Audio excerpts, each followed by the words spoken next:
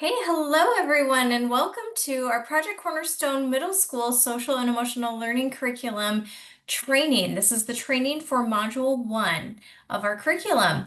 My name is Angie Hansen, and I'm the Middle School Services Coordinator, and I am so happy to be here with all of you. Thank you all for taking the time to get here. I know it is not easy to do that all the time. So while we're just getting all gathering, if you could all write your name and then what school you're from in the chat and send it out there, then that would be great. You could even say if you're a volunteer or if you're a school staff or teacher. Thank you.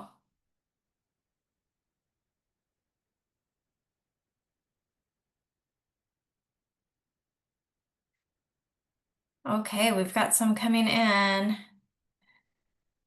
If you just joined us, we're just writing our name and what school we're from in the chat, and then your role at the school, if you're a school volunteer, if you are a staff member. Wonderful. We have so many volunteers this year, which is wonderful. Springer, yes.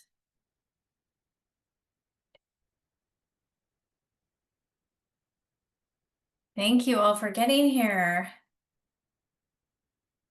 Okay, so this is fantastic. I'm so happy that you're all here. I know some of you are brand new to the middle school program, and some of you have been here for a few years. So we welcome all of you, of course, and we're just so happy that you can be a part of this curriculum and training. Um, If you are new to Project Cornerstone, I think a lot of you have joined in on my first facilitator training, but not all of you have. So I'm going to just give a little bit of a rundown of kind of how it works and the program, and then I'll get into our training right away. So our training is it's here for this module. It is being recorded so that it can be available for after hours use. You know, we know that everyone's schedules are crazy. We will do this every time. We will always record it and we will always post the training in our Google Drive. So that's one thing. The other thing that I want to just remind you of, because we have so many volunteers here, just especially to make sure that you have done your volunteer training and application through Project Cornerstone. We just ask you to register through Volunteer Matters. It's been in the emails, and I talked about it more in depth in the new facilitator training. So if you could make sure that you do that, that would be very helpful, because we want to make sure that our schools are safe environments for all of the students who are coming.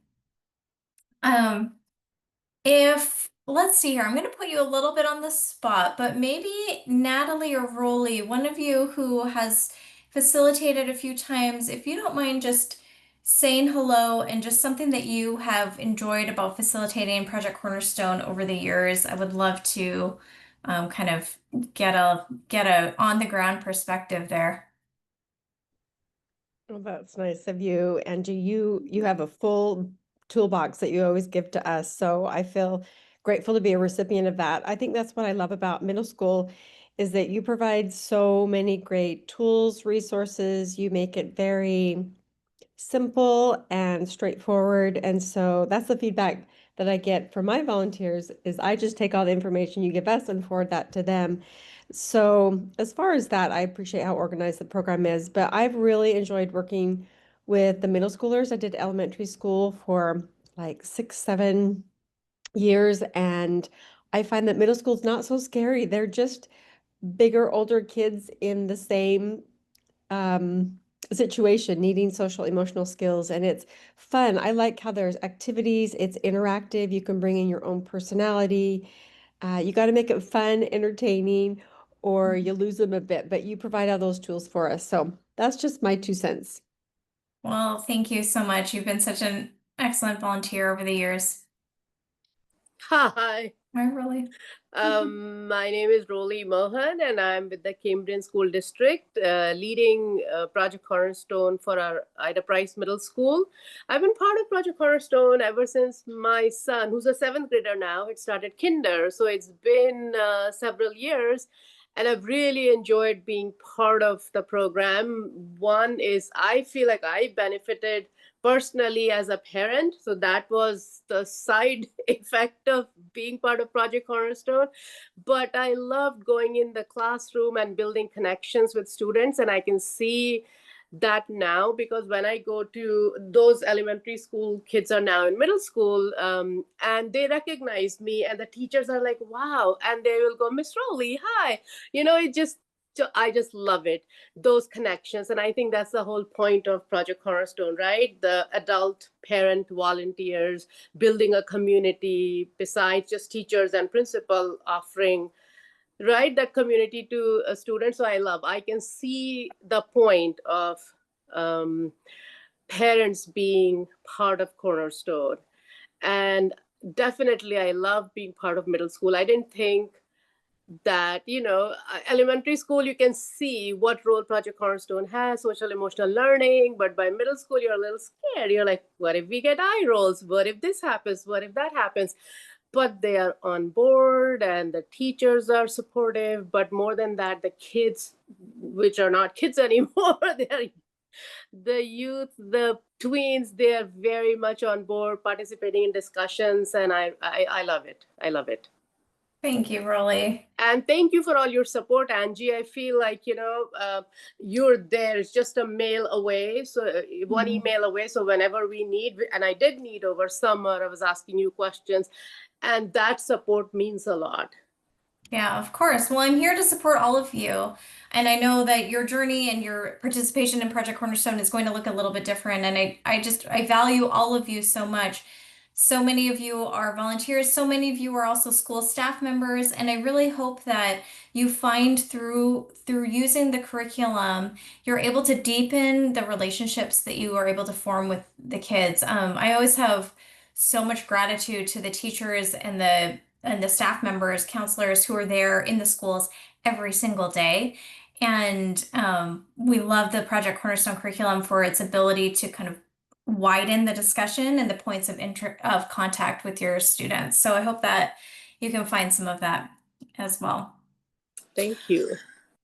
Okay, so I am going to just show you a little bit about the program, where it is. I know a lot of you know where it is, but I do want you to remember that it is a new link for this year. In years past, we have kind of used the same link year after year.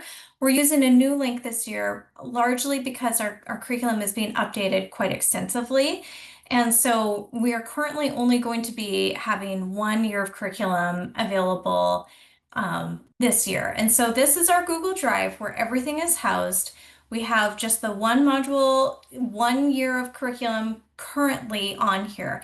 That will probably change throughout the years, but luckily, you're on the same year of curriculum because everyone does it. Everyone, all the schools who participate and all the grade levels who participate are doing the same year of curriculum at the same time.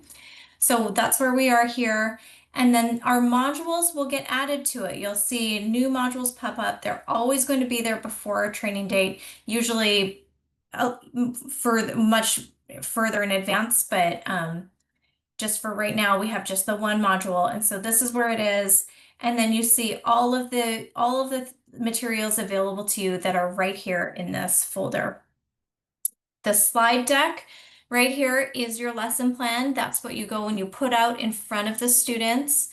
And you will need some technology for that. So make sure that you are familiar with the systems that you'll use in the classroom or the systems that you can bring in to make sure that what you bring in works. So if you're bringing in your own laptop, sometimes you need to be on the same network, the same Wi-Fi network as the classroom. Sometimes you need an HDMI cable. So those are just some little troubleshooting things to think about when you're going into a classroom. If you feel like all of those barriers, because you've done this before or you've heard from teachers that it's too hard, you could also email the link to the actual lesson to the teacher if they have a laptop that you can use. But just, it just takes a little bit of forethought in the beginning to make sure that you can get in and show what the slideshow is. So that's our module right there. Inside of here, you have a newsletter. This is what will go out to the student parents and community. So we have it just available in Spanish and English here. If you download it, it's a PDF. This resource box is editable, and we want you to input resources that are applicable to the students in your community, whether that is events that are happening at your school, maybe it's resources that are particular to your community, like Alcove or other counseling resources. Maybe it is related to the particular module, and there's something in there that you're like, oh, this would be really fun. Add it to this. So that's available in English and in Spanish in the PDF form. And then we also have it available in this Word format, and this is so that you can put it easily into a parent square or parent translation source. So if you find that in your school community, parents need to be able to get the information in their home language, then you can easily just copy and paste this one and put it in there for you. So we're trying to make that as accessible as possible to deepen that home and school connection with the content that they're learning. Okay, so every module is going to have this slideshow. Some modules, not every module, will have additional activity kind of props and information here. So I'll just click on one of them. In the module that we're going to do, there is an activity called the handshake activity. This is just something that is available for you to print off to make it maybe a little bit easier for you. A lot of times when I go into classrooms, I will print off the slides in note form and bring those in. But it's, you'll get everything at once. If you just want to have just a couple things and there's a more extensive activity, we'll usually put a separate PDF there to make it easier for you. So that's available to you. And sometimes there are props. In the module, it will tell you quite clearly, this is a prop that you will have to print out. It's not big, if you forgot, you'd find a way to make this work pretty easily because it's just written out there, or it's just some words on paper. But this is something that you would print directly from the module before you go into the classroom. And then I also want to show you our supplemental resources. So this is something that is available to you as facilitators, so that you can get a deeper understanding and knowledge about the topic. We know that sometimes you want to have more information, or maybe you want to have a little bit of a deeper thing to be able to share with the students. This is something that will have just a variety of different resources, podcasts, articles, videos, things like that you can use for your own learning and understanding. Now, I also want to tell you that there is something different about our curriculum this year. So I'm going to open this up. We'll go into our slideshow.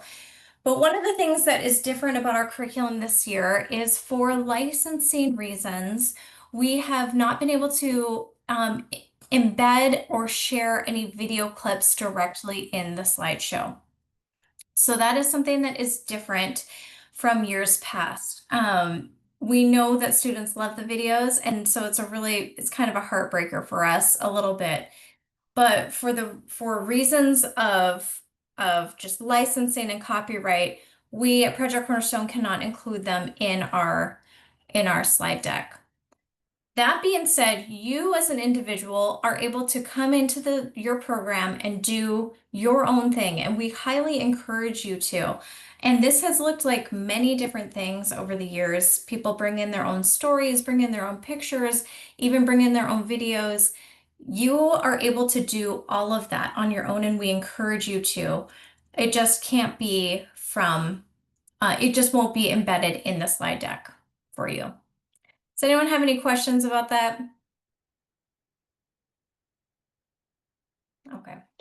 So Angie, you're saying that there won't be any videos that you're There- gonna provide. We have to provide our own. Correct. Okay, Yes. but you'll still have all activities, everything will still be the Yes. same. It will just be that Yeah.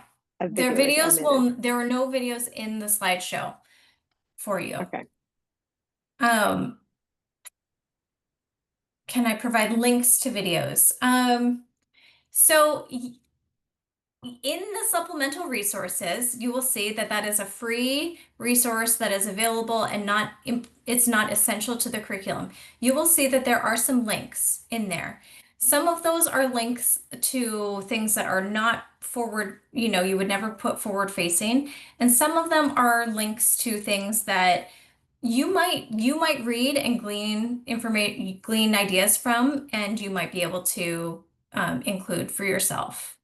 So in the supplemental resources, I guess I'll actually go back here and show you. Um, Let me just show you again. In the supplemental resources, you will find that there are things that will be applicable in a variety of different ways. They're not required and they're not essential to the curriculum. But there are clips and they will be noted in there for you to look at. And you'll be able to tell kind of which ones, not everything on here is middle school appropriate. I will say that, this is designed for facilitators. Um, but there are some links in there that you can look at. Swapna, yes, you have a question? Yeah, Angie, you said that you're not able to embed those links because of licensing issues. Would not those licensing issues be extended to us too when are we also allowed to embed videos without those licenses and permissions? When So we, so let me just first say that I'm not a lawyer on this. Uh-huh. Okay, so I will tell you what my understanding is, and then you may want to look at this with your school. Okay. But schools will often have licensing agreements to be able to show full films. However, a lot of teachers and people who go into classrooms in nonprofit settings are able to bring in content without, they're covered under what's called a fair use clause, from my understanding. You would fall into that category, but me as a Project Cornerstone employee sharing a curriculum that is paid for and given, and even though we're a nonprofit, we generate profit from our curriculum. I do not fall under that category. But you are a volunteer or you're a teacher who's in a nonprofit educational institution and you have a different set of roles that fall under you. You could double check with your school site though. That's always valuable and worth it.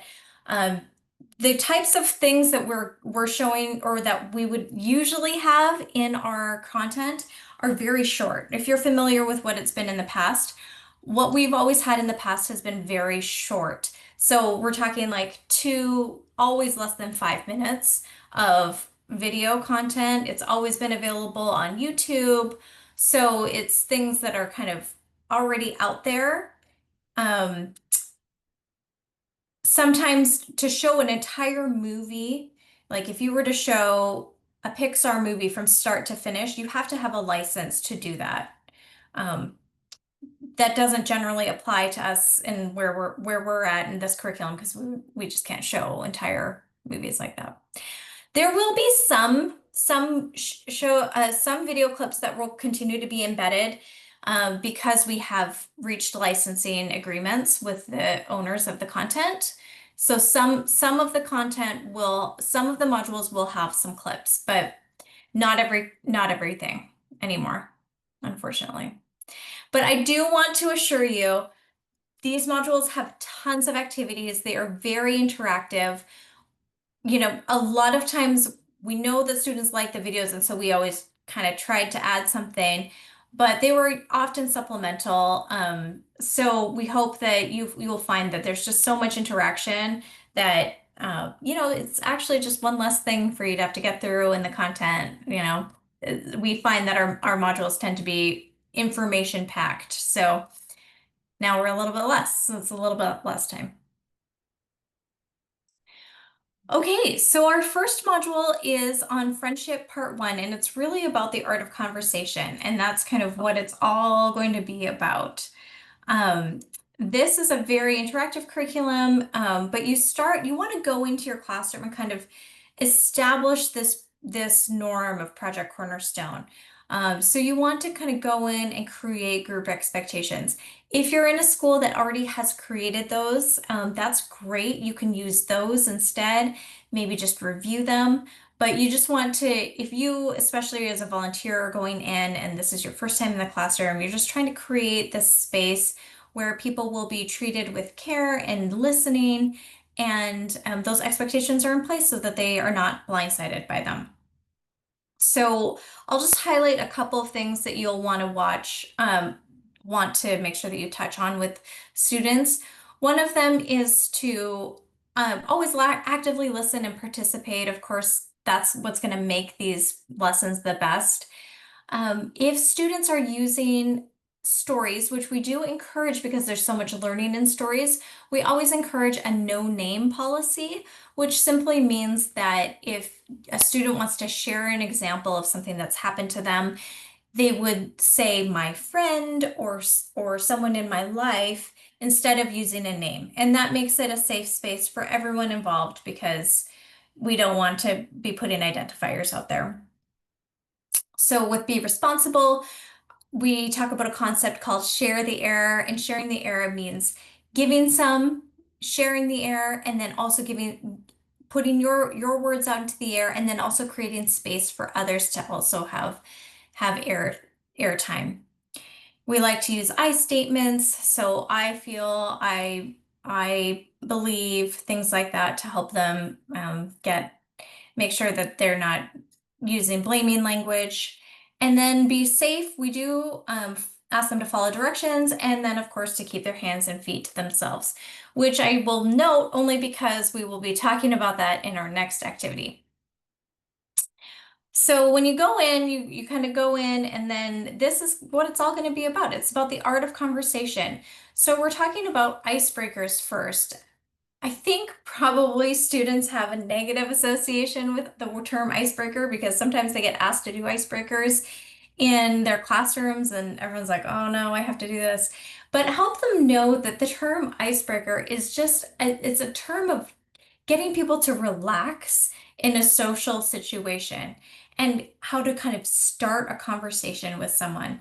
This is the kind of thing that ever since COVID and when we had the whole lockdown, people have really struggled with, they've really struggled to kind of re-enter and feel relaxed in in-person scenarios.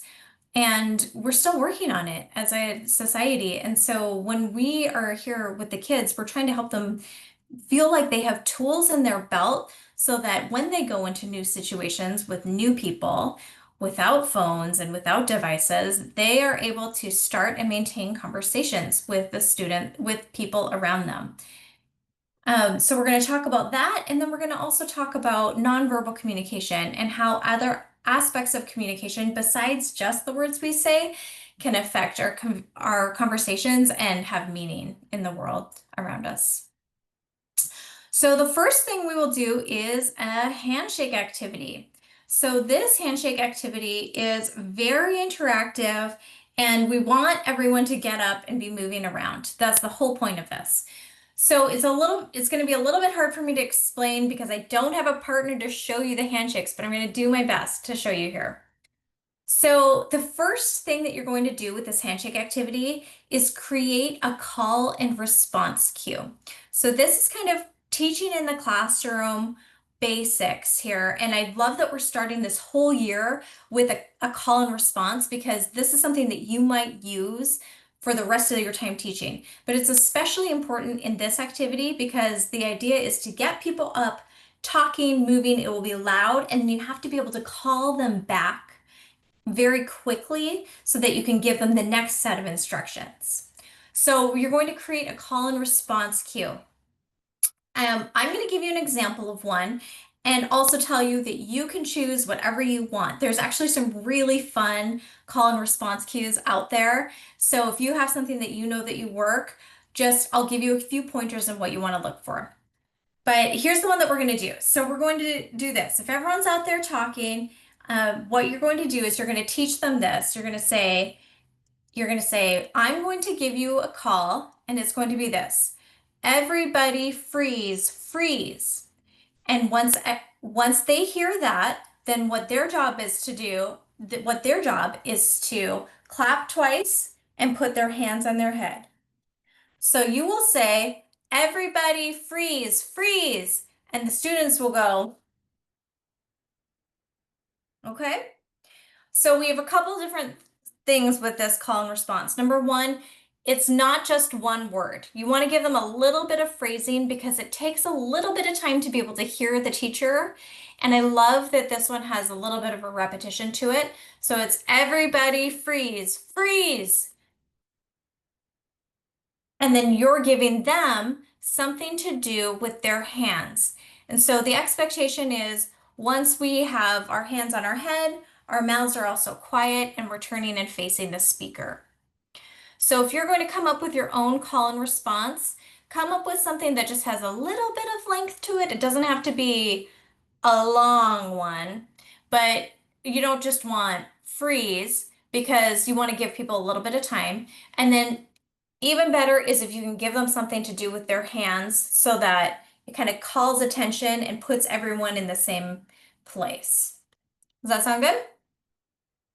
Okay, so that's your call and response. So you're going to establish that before you introduce this activity. Now, with this activity, you are going to be asking people to get up and do handshakes and different kinds of body movements. And we did just talk about in the norms how you're supposed to keep your hands and your feet to yourself. This is going to be one of those times where we're making exception to that, and the expectation is that we act with appropriateness. You know, we want our actions to each other to be gentle and to be appropriate in all ways. So that's part of why we have that norm in there, even though you know, maybe the students are a little bit older. Okay, so what we're going to be doing is a series of handshakes, of different handshakes. So you're going to ask one student to come to the front of the classroom so that you can volunteer and just show them what it will look like.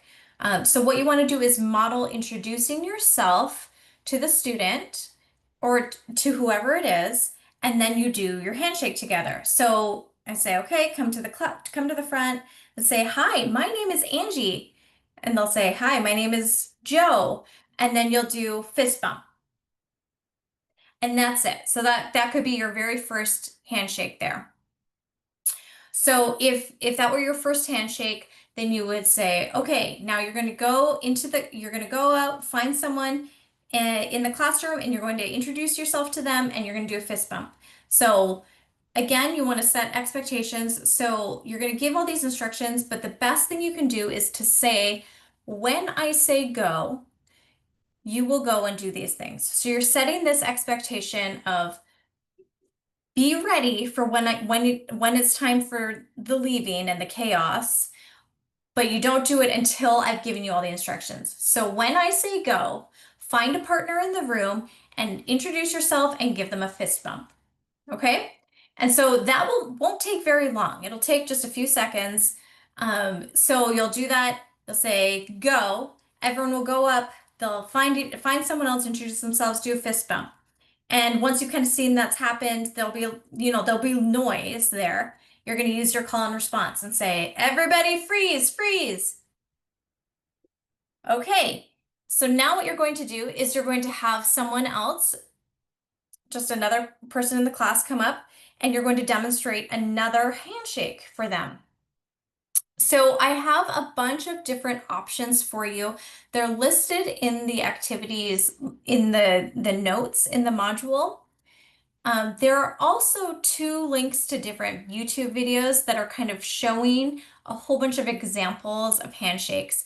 So I encourage you to get creative with this. There's some really fun ones out there. You know, there's one called a rodeo where you clasp hands and like this, and then the other hand, while your hands are together, you go woo or yahoo. So that would be one where everyone gets together and you're going to hear lots of noise and laughter as they do that. So that one's really fun.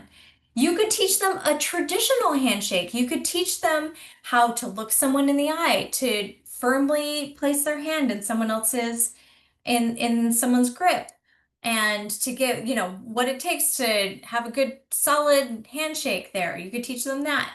You could do one called the lumberjack. A lumberjack is someone puts out their thumb and then the other hand grabs the thumb and puts their thumb up. You can do that with all four hands, and then you saw back and forth like this.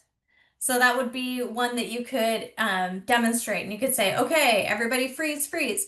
Demonstrate the lumberjack and then say, okay, when I say go, find another partner and do the lumberjack handshake with them. There's one called the shuffle where you do 4 alternating hand slaps. So you would just go hit, hit, hit, hit, kind of like that. 1, 2, 3, 4, like you're playing, one of those hand games on the playground. Then you do 1, 2, 3, 4, and a hip bump. So you make them stand up and do a hip bump. You're new to this classroom, so you may not have a great idea of what kind of level of activity will really jive with your classroom, but feel it out. We want you to be able to do a few of them at least. You want to do at least 3. You can do probably anywhere from 3 to 5. But the key is every time to just make sure that you're getting everyone's attention with your call and response. And the other key is that students are going to want to remember who their partners were for each handshake. So you don't want to do so many that you're going to lose track of it. But later on in the module, they're going to have the opportunity to reconnect with the partner for different handshakes. Okay, questions about that one? Okay, great. All right, if you need any help, I do think that the videos online are pretty fun just to see some different examples of handshakes.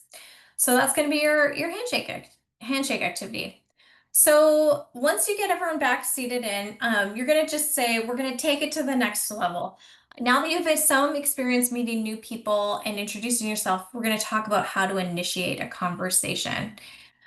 So go through these steps with them. You want to, we've already introduced yourselves, but you could ask their name. Make sure you learn exactly how to pronounce it, because pronouncing someone's name is such a valuable and important part to helping someone feel seen and known.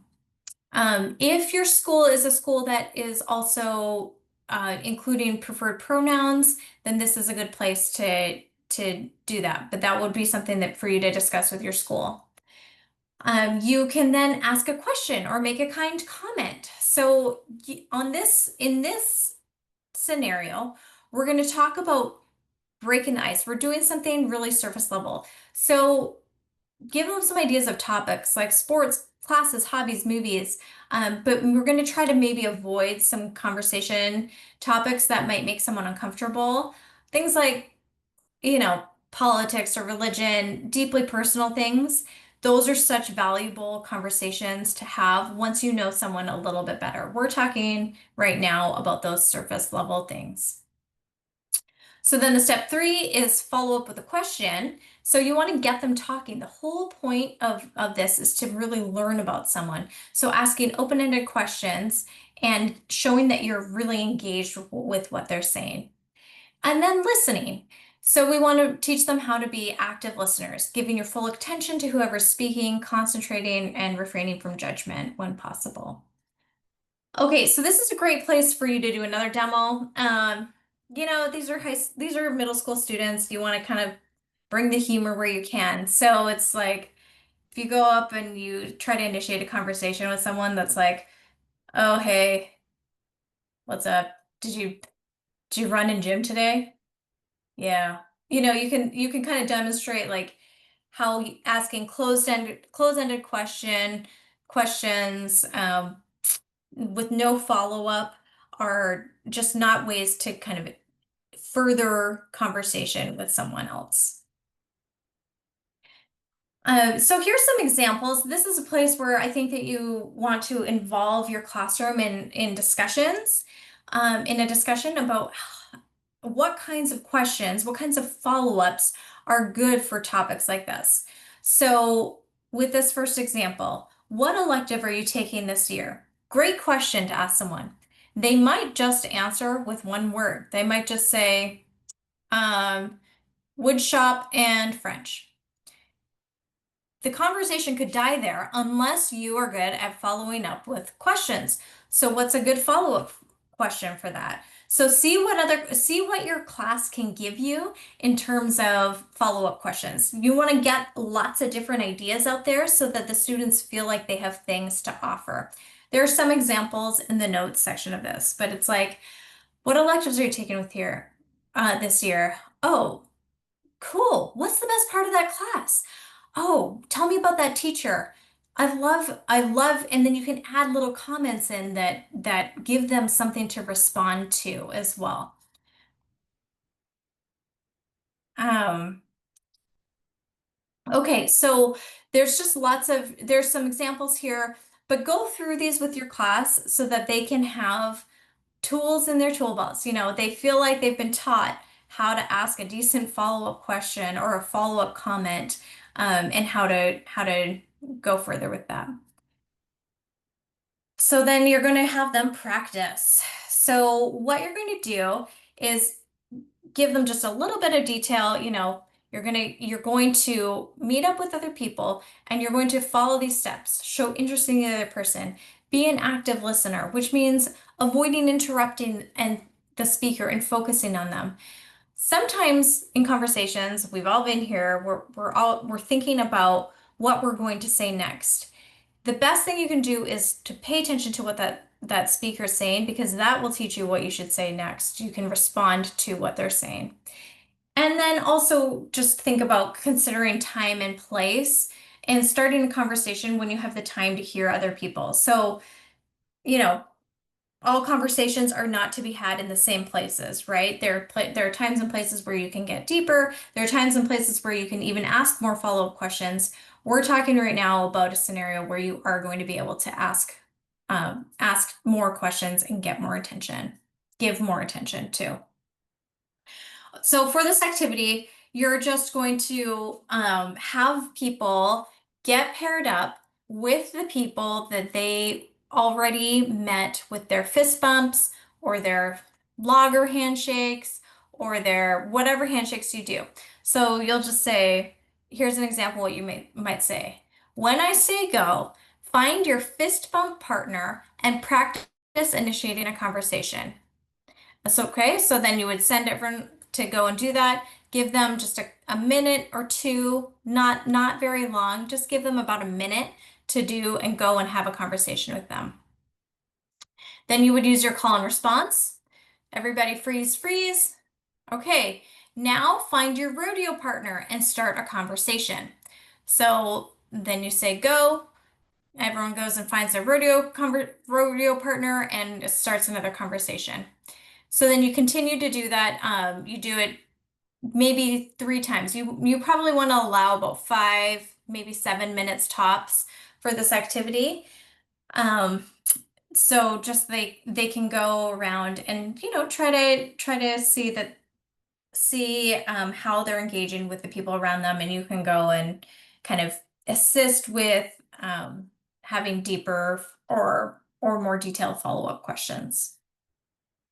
Okay, and then you would just bring everyone back in once that's done and bring them back to their desks here. I should mention that every classroom is set up very differently. You won't always know what the classroom is going to look like before you get there, so hopefully you can get in there.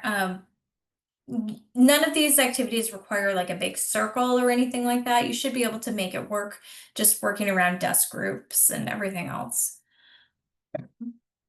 Okay, so once we have everyone back, we're going to talk more about nonverbal communication. So nonverbal communication is all the ways that we communicate without using our voices and words. The jury's still a little bit out on this, but I'm going to say for now that scientific research has shown that only about 7% of a message that we give is conveyed through the words we use, and the rest of the message is conveyed through nonverbal communication. So 7% is the words that we use. Everything else is these things that we see here. our facial expressions. So are we smiling, frowning? What's happening in our face? Face expressions are actually often and generally universal. So people can understand the meaning even if they don't understand the language that they're being spoken in. Body movement, crossing your arms, use your hands to show excitement, your posture, those things have a great impact. I mean, I think we've all talked to uh, teens maybe or students or someone else who've, been closed off or slouching, that says something about what they're trying to say. Gestures like thumbs up or eye rolling or eyebrow raising, those are kind of gestures that you might make. The eye contact, there is a cultural element to eye contact, and some cultures making direct eye contact with someone or is a negative thing, and so you can't always you can't judge everything based on eye contact, but that's just one of the ways that you can help judge, or we help judge what's being said in someone's comfort level in a conversation. Touch, people use touch often, with handshakes or hugs. A touch of an arm to convey something. This is used to convey so much, and a lot of times to replace words when words don't always feel adequate, right? We use touch. Space is kind of how close are you standing to someone else?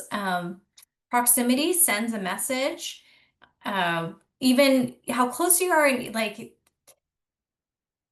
how the distance and height dynamics related between people. That's always something that you watch for or think about. The tone of voice that you use, like the pitch and the loudness, the volume, and then physical changes. If someone's sweating or if they're blushing or getting teary, these are all things that we're looking for in without even realizing it in conversations that we're having with other people. So it's fun to do like a little bit of a demonstration with them. You can say this to them. Okay, imagine you go to your parent or your caregiver and you ask them if you can have some ice cream. So you say, "Can I have some ice cream?" And your parent responds to you like this: "No." I mean, what would we think? Do you think it's no, or is it?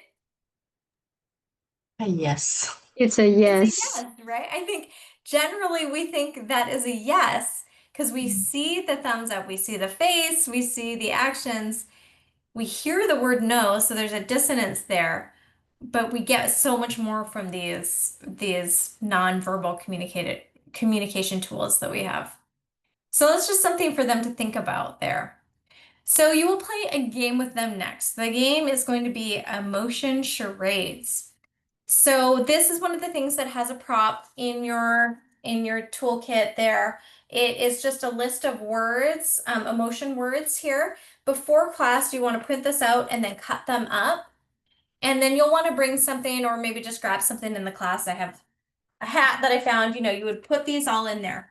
So you're going to do this just like regular charades, which is that you have someone come to the front and their job is to convey the emotion without using any words or sound. So nonverbal communication only.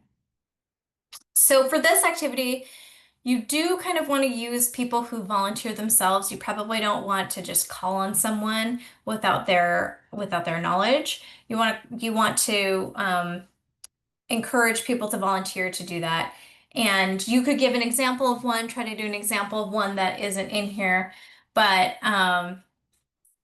yeah, you could do, we have sad, angry, shy, excited, impatient, stressed, bored, love. That would be a fun one. You could do amazed, you could say, okay, I'm going to demonstrate this one. Or I don't know. This is where you kind of ham it up for the kids. You can ham it up and be vulnerable in your own actions as well because they're going to be up there and being vulnerable as well. So you want to make a safe space for them to do that. So yeah, so you'll ask 4 to 6 volunteers to come and act out the emotion they selected, and then the audience just guesses what they're trying to convey. So then you probably want to debrief a little bit and just see how, like, ask questions like, how can you tell what they're feeling just by looking at their face? Um, is it effective? You know, what do you think you're missing by just using that? Because we then talk about texting and social media, which is something that all our kids are thinking about all the time now, even if they don't have devices. They're familiar with the um, the the methodology. So when we're not face to face and use only written forms of communication, we have to think about what we're saying, what the intent is, what the meaning is, and what the feelings are behind it. So intent is what's the purpose and objective of what you're trying to communicate. The meaning is, did your communication accurately express what you were trying to communicate? And then feelings is, are you able to express feelings as you communicate and understand the emotions with a conversation partner? So you're going to just do a quick little demo activity. This is the best way that we could come up with to kind of show the differences between 3 different forms of communication: texting, talking on the phone, or telling someone face to face. So these again are props that are in your folder that you can print out. So what you're going to do is just have someone come to the front with you, and you are going to tell them the answer in 3 different ways. So the volunteer is going to ask a question that's printed on the piece of paper, and then you are going to answer in 3 different ways. So the first one is the first time we'll text.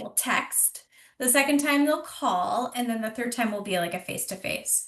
So the question that the person will hold up and says, right, is want to meet for lunch? So that's what the student will ask you. And your answer via text, you could even do it so that you're like turning away from them, or you could do it back to back, maybe, or your back goes to them. And all you do is you hold up this sign. And try really hard with this text to not convey any facial emotions or anything like that, because we're trying to simulate texting, right? So, want to meet up for lunch? This is the response you get. Okay, so what do you think that could have meant with maybe? No punctuation, no emojis, nothing, right? So it could mean anything. I feel like that we've all been in that scenario where we've gotten a message where we're suddenly like, oh no, we maybe interpret it in a much different way than it was intended, right? So in our scenario 2, we'll do phone call. So this one could be, this one is good if they stand back to back, facilitator. So you and the student stand back to back at the front there. And then the student asks the question. They don't have to hold up the sign. They just have to say, want to meet up for lunch? And you with your back turned can then give a response. And you can say with a little bit more enthusiasm, you could say, maybe. So suddenly they're hearing a tone of voice, they're hearing inflection, they're hearing they're hearing emotion in it. So you can talk about, was it clearer? Is there still some confusion about it? But with just one word and using some nonverbals, now suddenly you have a little bit more to go off of. So then you would, of course, turn around so that you're facing your student, and they can ask you again, want to meet up at lunch? And you can turn and face the speaker and respond, maybe. Suddenly you have facial expressions, you have gestures, you could even lean in forward, kind of showing that you're enthusiastic about it. So the word stays the same, but you're just changing it up so that they can see how much you gain from in-person communication. Now, we know that each of these forms of communication have a very valid and important part in our society. There is a place for texting and for phone calls, and for in-person communication. The thing that you always have to think about is what that place is and what conversation you're trying to have, and if it will be best done over text, or if you need to meet in person to be able to fully get the nonverbal cues that you need to be able to have a rich and meaningful conversation with someone. So that's kind of what we're trying to help the students evaluate for themselves, and to kind of just play around with it, because um, our students have like they have a lot of experience with this. First of all, even if they don't have devices, they've been living in a digital world their entire lives. So people have been texting around them forever. And so we're trying to help them, um, see how the different nuances uh, factor into things. I actually included in the supplemental resources, I included a link to an article about punctuation in texting, because that is something that is also kind of a big deal among this generation, and how, suddenly the use of a period can seem to mean something that it never meant for our generation. And so they just are thinking about this on a regular basis. And we want them to be thinking about it and then using their judgment to improve and deepen the way that they can communicate with others. So that's kind of the whole thing there. So that hopefully is fun for you to go through with them, and get their ideas and help them kind of see that there are things can be interpreted in many different ways. Okay, and then our final slide is just what we always end our modules on. We always end with a quote and a challenge. So this quote is from someone named William Hazlitt, who lived in the 1800s and is kind of known to be one of the greatest essayists in the English language. And he says that the art of conversation is the art of hearing as well as of being heard. And the challenge for the students this week is to introduce yourself to someone new and start a conversation. And while interacting, pay attention to the nonverbal communication cues and be an active listener. Okay, so that is the module for the first one up of the year. So I would love to answer any questions that you have, and it can be about the module or it could be about Project Cornerstone in general. Bring it at me.